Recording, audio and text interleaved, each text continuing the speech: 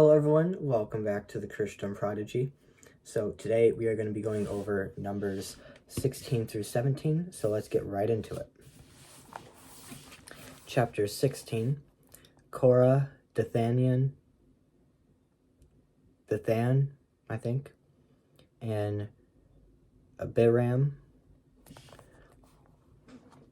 Korah, son of Izhar, the son of Kohath, the son of Levi, and certain Reubenites, Dathan and Abiram, sons of Eleb, and On, son of Peleth, became insolent and rose up against Moses. With them were 250 Israelite men, well-known community leaders who had been appointed members of the council.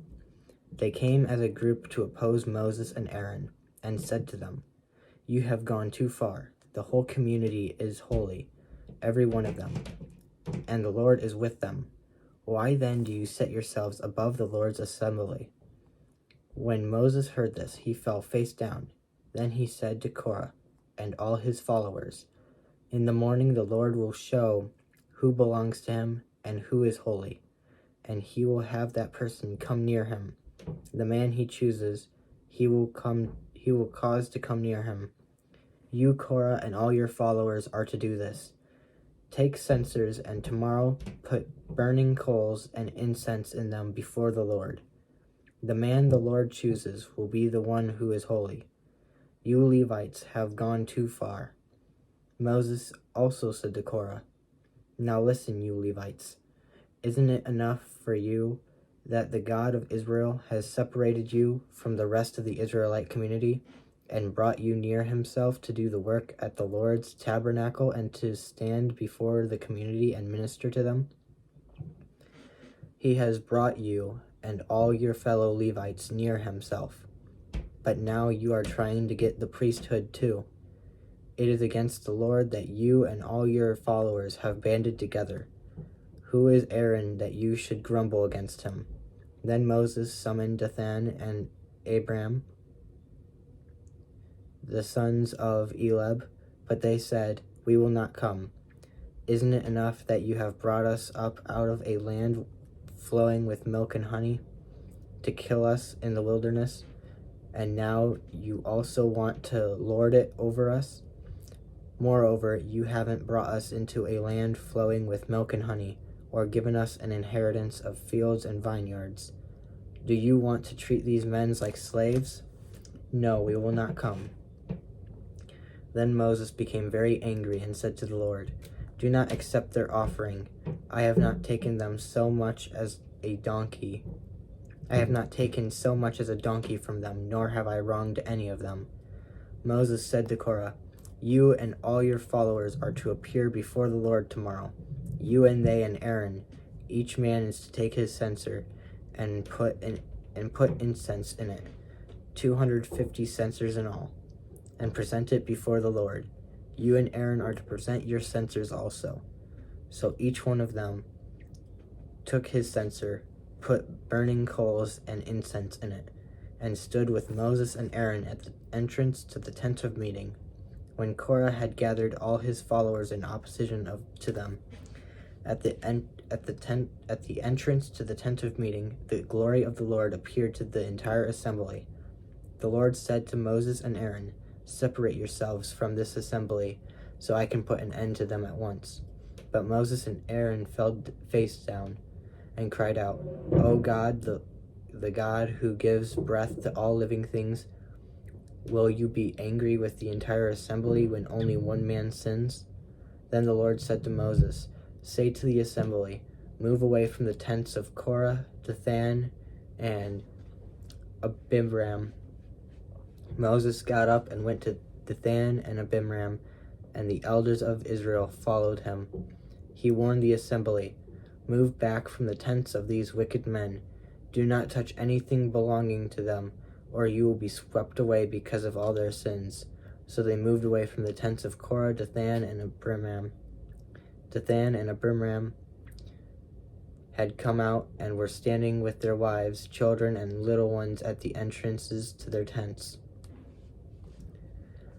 Then Moses said, "This is how you will know that the Lord has sent me to do all these things, and that it was not my idea. If these men die a natural death and suffer the fate of all mankind, then the Lord has not sent me. But if the Lord brings about something totally new, and the earth opens its mouth and swallows them with everything that belongs to them, and they go down alive into the realm of the dead, then you will know that these men have treated the Lord with contempt." As soon as he finished saying all this, the ground under them split apart, and the earth opened its mouth and swallowed them and their households, and all these associated with Korah. All those associated with Korah, together with their possessions. They went down alive into the realm of the dead, with everything they owned. The earth closed over them, and they perished and were gone from the community. At their cries, all the Israelites around them fled, shouting, "The earth is going to swallow us too." And fire came out from the Lord and consumed the 250 men who were offering the incense.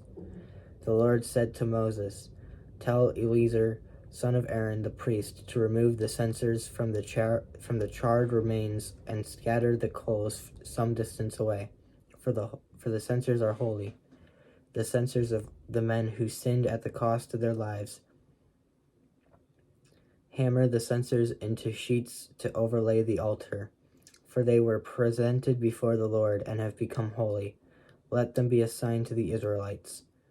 So Eleazar the priest collected the bronze censers brought by those who had been burned to death, and he had them hammered out to overlay the altar, as the Lord directed him through Moses.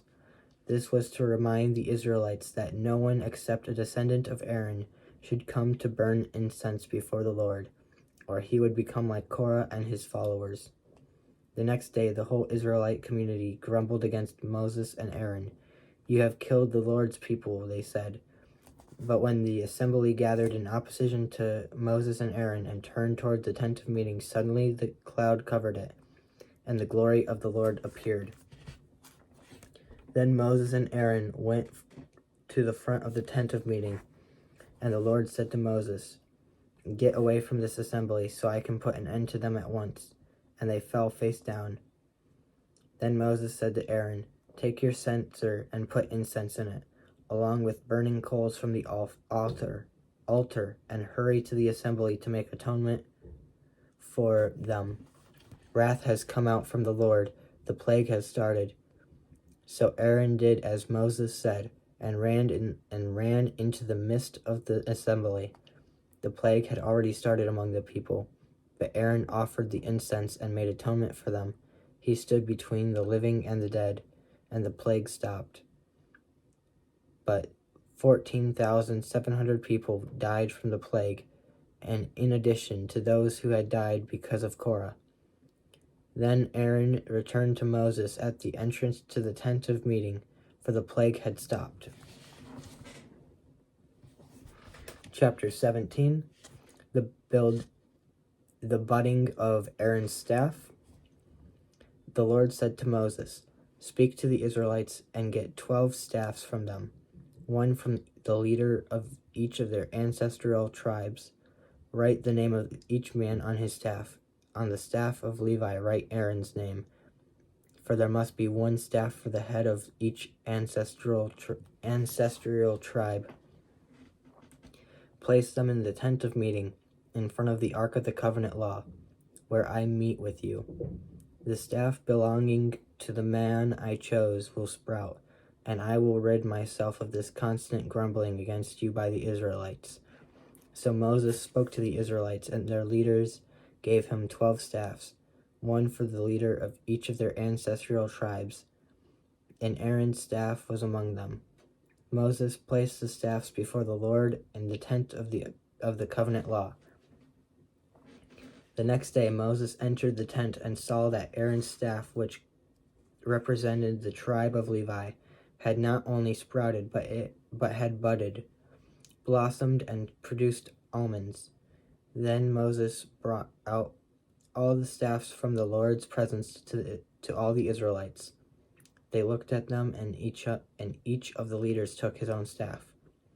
The Lord said to Moses, "Put back Aaron's staff in front of the ark of the covenant law, to be kept as a sign to the rebellious.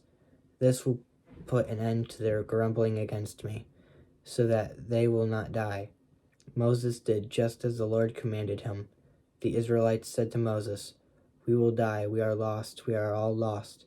Anyone who even comes near the tabernacle of the Lord will die. Are we all going to die?"